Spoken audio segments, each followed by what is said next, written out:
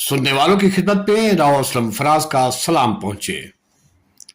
आज 15 अगस्त है, कल 14 अगस्त थी।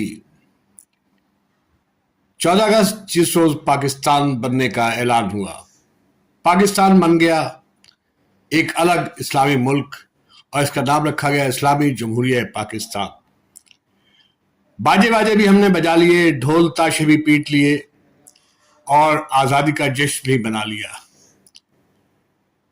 लेकिन निसफ सदी का जिक्र है कि मुझे आज तक कोई दिन ऐसा याद नहीं, कोई 14 अगस्त, कोई जश्न आजादी में कोई मौका ऐसा याद नहीं जब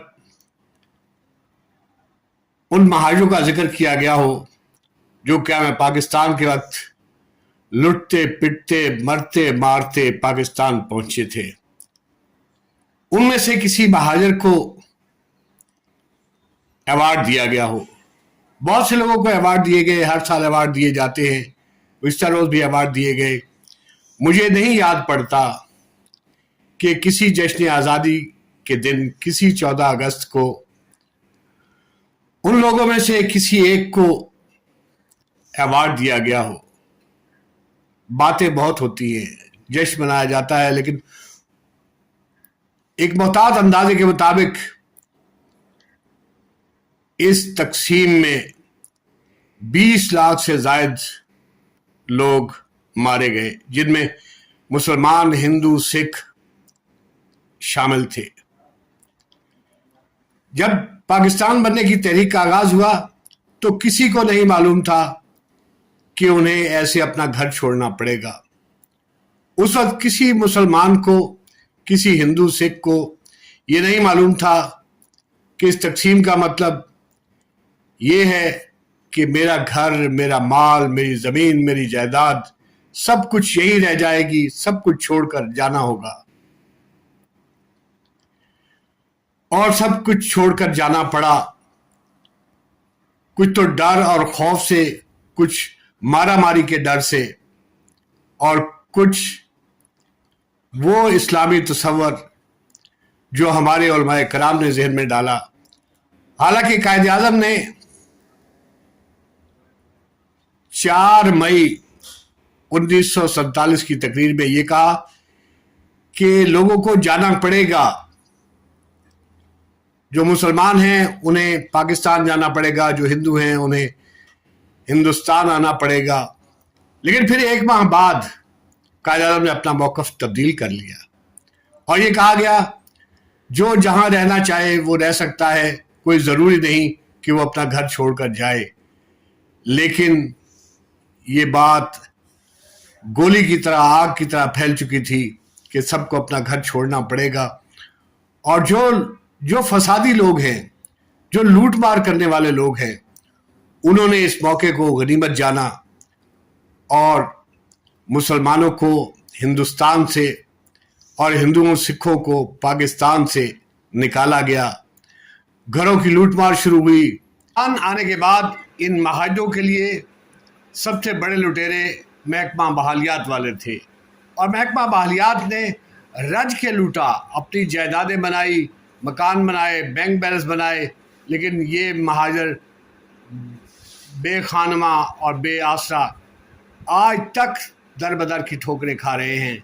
लेकिन महाजों का नाम लेकर लूटमार करने वाले आज भी ऐशो इश्रत की जिंदगी गुजार रहे हैं। दुनिया की तारीख की सबसे बड़ी नकल मकानी, यानी 20 लाख से जायद अफराद, 1 करोड़ 20 लाख से जायद अफराद जिसमें मारे गए, और एक मुहतात अंदाजे के मुताबिक 1 करोड़ 40 लाख अफराद को घरों से बेघर होना पड़ा। और किसी 14 अगस्त पे उन लोगों की याद नहीं मनाई जाती। बातें बहुत होती हैं, और जैसा कि हमारे यहाँ चलन है कि हमने इस्लाम को हमेशा सियासी मकासद के लिए इस्तेमाल किया। 1946 में मौलाना शब्बीर उस्मानी ने लाहौर में जमीयत उलमा इस्लाम के एक जलसा में اعلان فرمایا. انہوں نے ہندوستان چھوڑ کر پاکستان آنے والے مہاجروں کو مہاجرین مکہ سے تشبیہ دی اور پاکستان میں رہنے والے مسلمانوں کو انصار مدینہ سے تشبیہ دی. مجھے بتائیے کون مہاجر بنا, کون انصار بنا؟ آج تک کسی نے انصار کا کردار ادا کیا؟ ان لوگوں کو سیاسی مقاصد کے لیے مہاجر تو کہہ دیا گیا. شروع میں تو سب لوگ مہاجر کہلائے اور بعد میں سیاسی ضرورت کے تحت صرف سندھ میں اردو بولنے والوں کو مہاجر کہا گیا اور اسے بھی سیاسی مقاصد کے لیے استعمال کیا گیا. اور کل کا دن مجھے یہ سوچنے پر مجبور کر رہا ہے کہ کیا ہمارے آباء و اجداد نے, جسے قربانی کہتے ہیں, قربانی نہیں, اسد زرداری نے پارلیمنٹ میں کہا تھا کہ تم اپنے آپ کو مہاجر کہتے ہو, تمہیں تو مار مار کر نکالا گیا وہاں سے. اور اس بات میں ہے بھی حقیقت, اس میں کوئی مبالغہ نہیں. ہمارے بزرگ بتاتے ہیں کہ جب دھاڑیں پڑتی تھی, جب پتہ چلتا تھا کہ فلاں گاؤں میں بھی دھاڑیں پڑ گئی, ہم لوگ, ہمارے پرکھ اپنے زمین جائیداد, اپنے گھر نہیں چھوڑنا چاہتے تھے, لیکن پھر اس ڈر اور خوف کی وجہ سے, مارا ماری کی وجہ سے انہیں گھر چھوڑنے پڑے, اپنے بچوں کو چھوڑنا پڑا, اور ایسی قتل و غارت ہوئی تاریخ نے یہ مناظر کبھی نہیں دیکھے.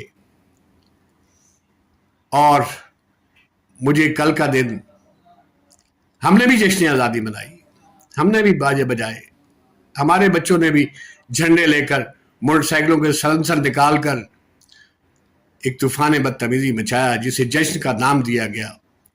سرکاری سطح پر بڑے پروگرام ہوئے, لیکن کیا کسی سرکاری تقریب میں, کسی نجی تقریب میں, کسی سیاسی تقریب میں کیا انہیں بھی یاد کیا گیا جو لٹ پٹ کر آئے, جو اپنے پیاروں کی لاشیں راستے میں چھوڑ کر پاکستان آئے تھے؟ میں آج بھی انہیں یاد کر رہا ہوں, میں آج بھی اپنے بزرگوں کو یاد کرتا ہوں, اور یقیناً جن کے بزرگ اس فساد کی نظر ہوئے انہیں بھی یہ دن ضرور ستائے گا. آج کے لیے بس اتنا ہی. آئندہ کسی بھی لاگ میں آپ کی خدمت میں پیش ہوں گے. اس وقت کے لیے اجازت دیجیے.